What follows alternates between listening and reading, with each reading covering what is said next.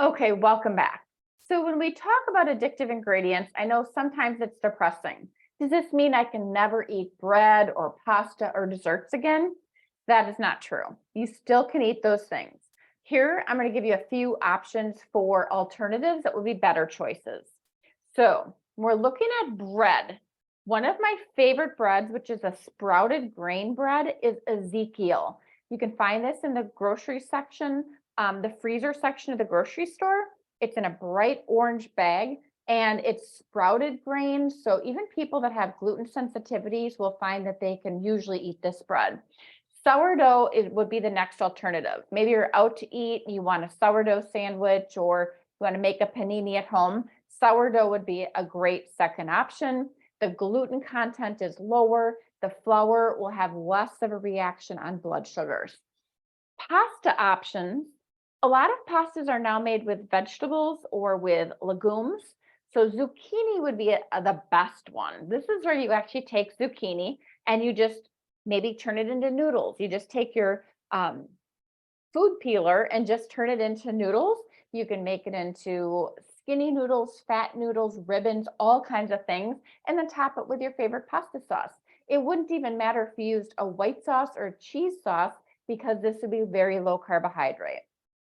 Chickpea pasta, cauliflower pasta, shiitake pasta, those are all great options that don't use the white flour that tends to send the blood sugar up so fast. If you're looking for an alternative to rice, a lot of people will like cauliflower.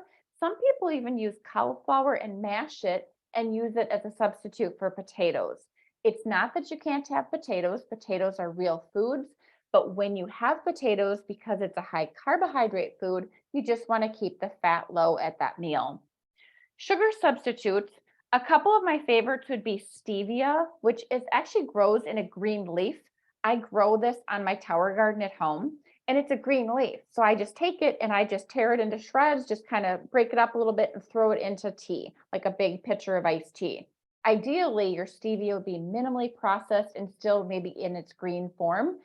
Once it's turned white and powdered and processed, it has a little bleach added. It's not as healthy, makes your liver work a little bit harder, but it's still a healthier alternative to sugar, which sends the blood sugar up, sends the insulin up, and increases fat storage.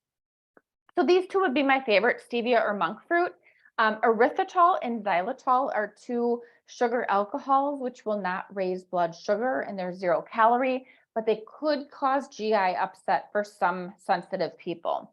Allulose is another alternative. Sometimes when you'll see the sugar substitutes in the grocery store, it'll be a combination. Just kind of read it and then notice when you've used it as a substitute, are you getting a stomach ache? Do you still feel good? Does your energy still feel high?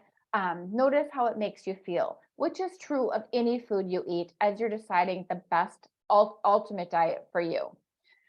My one caution is for bakers. People who are bakers and have kind of stopped because that sugar fat combination, the flour, the sugar, the butter that all goes into the baked goods tends to cause us to gain more weight.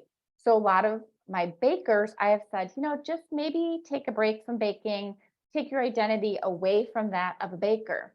Some people will choose to bake and use some of these sugar substitutes. That does work.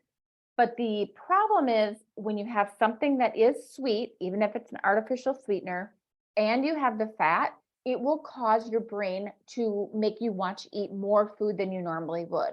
So if you start using some sugar substitutes, but you find you eat all 12 cookies, or you're using maybe an almond flour with a sugar substitute, so you're thinking, well, this is a healthier choice. It is, but if you still feel a little bit out of control, like it's a trigger food, that's normal. And I would probably say even baking with the alternatives is not the best choice. So hopefully this gives you a couple of options.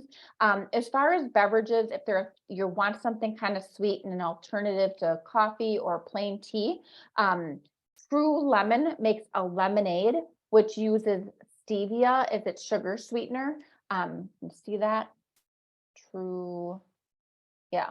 And True Lemon also makes just like little packs of just lemon substitute. So it's just lemon basically in it. So it can make your water have better flavor if you're getting tired of water.